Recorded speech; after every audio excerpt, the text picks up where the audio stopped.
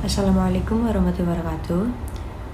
Selamat siang Pak Sardin selaku dosen pengampu mata kuliah Pendidikan Agama Islam.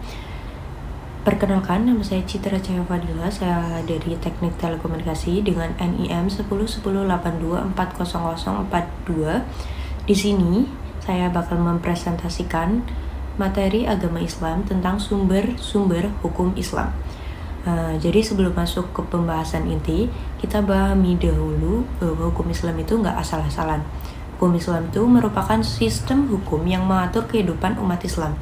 Tujuannya adalah untuk mewujudkan keadilan, kebaikan, dan keteraturan dalam masyarakat. Penting bagi umat Islam untuk mengetahui dari mana hukum-hukum ini bersumber. Nah, dari sinilah muncul beberapa sumber hukum yang bisa dijadikan pedoman untuk menyelesaikan berbagai permasalahan hidup. Next, ada 4 sumber hukum Islam. Yang pertama Al-Quran, 2 hadis atau sunnah, 3 ijma, 4 qiyas. Yang pertama tentu saja adalah Al-Quran. Al-Quran ini adalah kitab suci umat Islam yang berisi firman Allah Subhanahu wa Ta'ala yang diturunkan kepada Nabi Muhammad SAW. Sebagai sumber hukum utama, Al-Quran memuat berbagai aturan, baik itu tentang ibadah, muamalah, sampai akhlak. Contohnya aja perintah, sholat, puasa, zakat, bahkan larangan mencuri dan membunuh, semuanya udah ada di Al-Quran. Selanjutnya ada hadis atau sunnah. Hadis atau sunnah ini merupakan segala perkataan, perbuatan, dan ketetapan Nabi Muhammad SAW yang berfungsi untuk menjelaskan serta memperinci ayat-ayat Al-Quran seperti tata cara sholat, puasa, dan zakat yang tidak dijelaskan secara detail dalam Al-Quran. Next. Ketiga ada ijma, yaitu kesepakatan para ulama terhadap suatu hukum setelah wafatnya Nabi.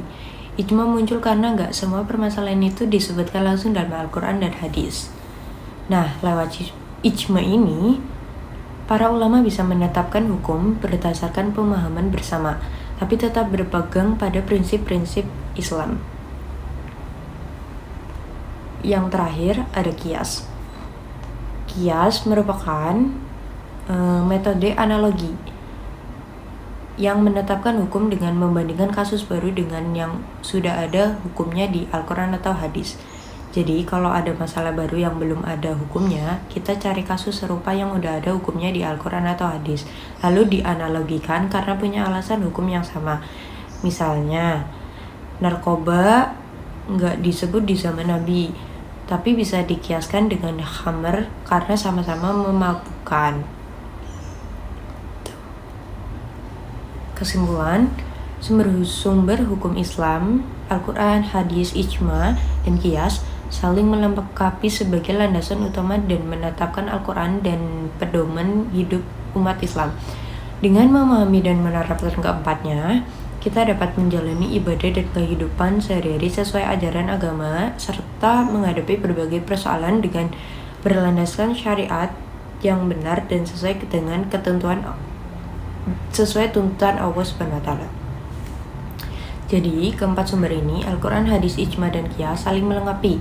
Al-Quran dan hadis jadi pegangan utama, dan ijma serta qiyas membantu menjawab persoalan yang terus berkembang. Sebagai umat Islam, kita perlu memahami sumber-sumber hukum Islam agar bisa menjalani hidup sesuai ajaran agama Islam.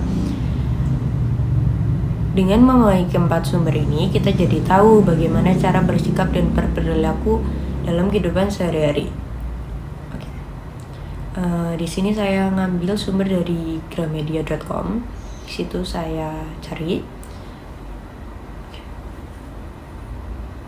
Terakhir, terima kasih. Sekian presentasi dari saya. Wassalamualaikum warahmatullahi wabarakatuh.